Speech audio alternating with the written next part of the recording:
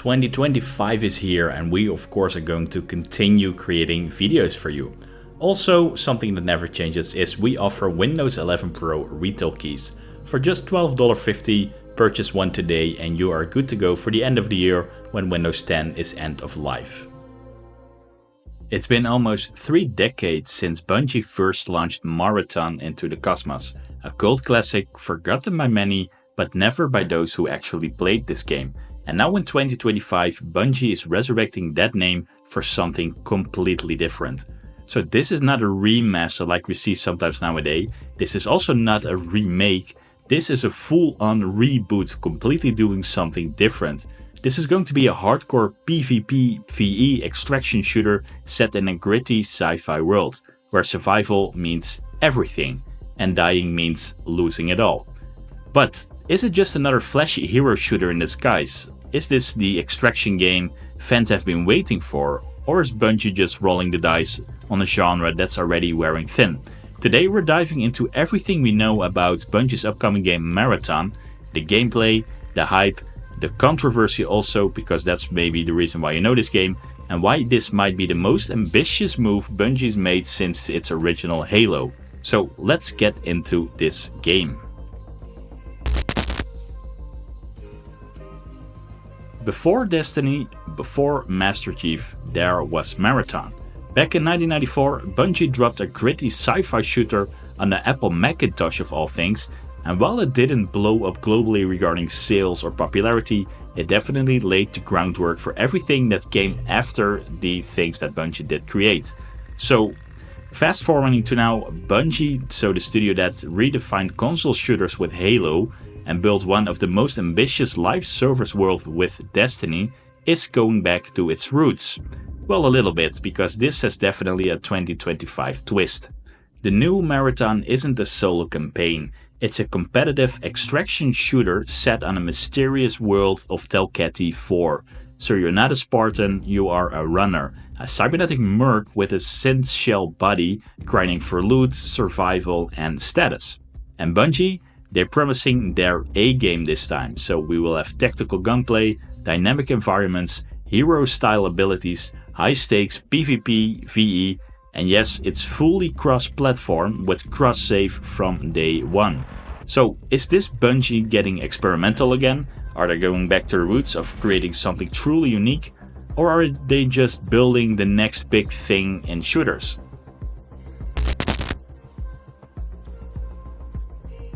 So what exactly is Marathon? In short, it is a high-stakes, team-based extraction shooter. So you can think of Escape from Tarkov meets Destiny gunplay with a splash of Apex Legends movement. You drop into the Telketi 4 as part of a 3-person squad. Or if you're really brave, you can go solo. So there will be 18 players total, scattered across the map, along with enemy AI. You will have security forces, and you will have other nasty and interesting things. So Bungie hasn't said what those other nasty or interesting things are, but let's just say if they pull from Destiny's boss playbook, we're going to need bigger guns. So your objective, simple on paper, drop in, scavenge for rare gear, upgrades, weapons, and then survive long enough to get out via the exfil beacon. And what are the twists? Well, if you die, everything on you is up for grabs. All your loot, it is gone. Stolen, stripped, just like in Escape from Tarkov. So to balance the brutality, Bungie gives you a loadout system pre-match. So you can pick your runner, customize your gear, implants, maybe even a faction sponsor to hook you up with some basics if you're starting from scratch. So make it out alive and you bank your loot for future runs. If you die, well, you're back to square one, or worse. So pretty much every match is a roll of the dice and the stakes are always very intense and always very personal. Here is where Marathon sets itself apart from your typical gritty military sim extraction game, Runners. So instead of a nameless grunt, you're playing as a specific character with unique traits. Think class-based shooters like Overwatch, but this time with a more survival twist. So at launch, Bungie confirmed 6 playable runners, each with their own playstyle abilities, and implants that tweak how you engage in combat, move through the map, and support your team. Void is your stealthy ghost, able to cloak, toss out smoke, and slip through tight situations undetected. Then you have Glitch, total chaos agent, fast, agile, armed with kinetic blasts to throw enemies off their feet, ideal for pushing squads or making dramatic exits. Then Locust. Locust is the tank, deploying shields, dishing out homing missiles, and holding the line while teammates regroup. Then there's Blackbird, a recon class built for intel, and she pings enemy locations, drops drone scouts, and keeps your squad one step ahead. Now, here is where it gets divisive. Some players hear abilities and immediately think, oh no, this is just another hero shooter, we have so many already.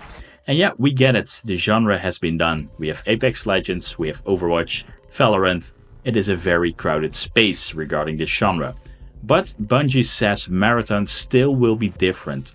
Runners don't break the rules of the extraction loop, they bend them. So it means you still die fast, you still lose gear. Skill and strategy will definitely rule this game.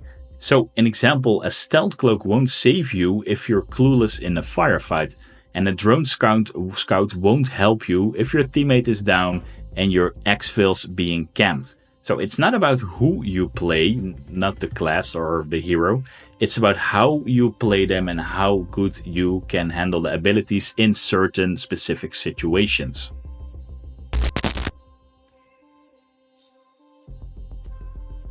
Marathon doesn't just drop you into the battlefield, it drops you into a living, decaying world with secrets behind every door and danger behind every shadow. So, the game is set on Tokati 4, a once thriving colony now reduced to ruins. You explore derelict facilities, alien-infested corridors, and industrial graveyards, all layered with dynamic weather and shifting lighting. Rain, fog, sandstorms, it all changes how you move and fight. So some zones even hint at something otherworldly. Bungie teased that if you're brave enough, you might ascend to the original Marathon ship, yeah, that one, hovering above the map. High tier loot, massive risk, think of it like Tarkov's labs, but floating. Progression in Marathon isn't just gear, because between runs you'll interact with factions, each offering missions, gear, and permanent upgrades. So complete our quests, raise your reputation, and unlock perks that can tip the odds in your favor.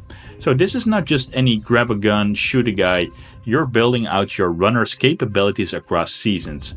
So better vendor access, maybe better implants, and stronger starting loadouts.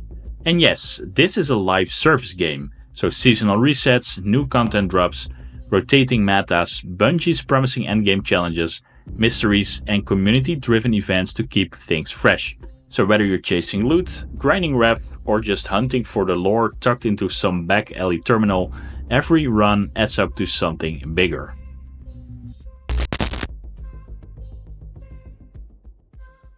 Alright, time to address the controversies and also what has been resolved so far.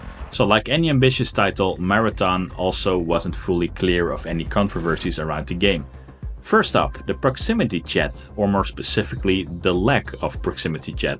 So Bungie confirmed that Marathon won't launch with proximity voice chat, citing the potential for toxicity. So according to the game director Joe Ziegler, they just don't have the system in place to keep things safe in that kind of an open audio environment. We've seen that a lot in example of Call of Duty Warzone, a lot of things are being said, but yeah, then again, this is the public online world of the internet. So for some players, that's a letdown, because proximity chat adds tension and personality to extraction games. But Bungie's stance is clear, safety first, feature later.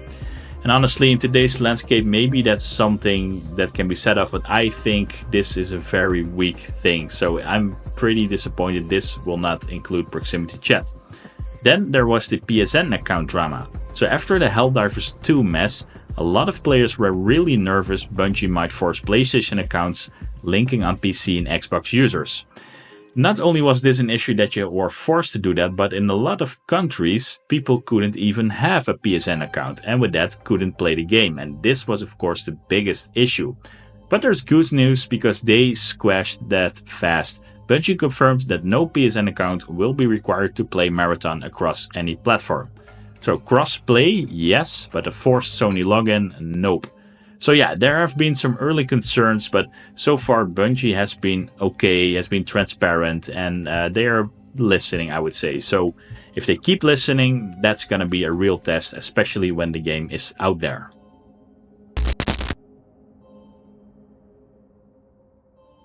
So after all the trailers, dev update and test builds, the question still stands. Can Bungie really pull this off? They've got the pedigree, the studio that made Halo what it is, the studio that took Destiny from a content-starved launch to a living, evolving sci-fi world. Bungie know how to make games that feel incredibly to play, guns that punch, movement that flows, soundtracks that hit like emotions in waveforms. But this is going to be a different beast because extraction shooters are brutal. They demand long-term vision, balance, meta systems that don't burn out, a PvP community that doesn't eat itself. And throwing hero abilities into that mix, that's very bold, risky, but also maybe genius, but also maybe a disaster. So for that, definitely time is going to tell if Bungie is able to pull this off. So what we do know is this: Marathon absolutely has potential because it's pretty unique and it combines a lot of awesome styles. It is slick, stylish, and it is shaping up to hopefully be something that could actually stand apart in the sea of clones and cash grabs. So September the 23rd is the release date and it's not far off. And whether you are, a sweaty Tarkov player, a Destiny lorehound, or just someone chasing the next great shooter in the list, you'll want to keep your eye on this one. So what do you think? Is Bungie about to redefine extraction shooters, or is this going to be a beautiful mess in the making? Let me know that in the comments, hit like if you're hyped, subscribe if you're curious because that will really help me, and I'll catch you in one of my next videos.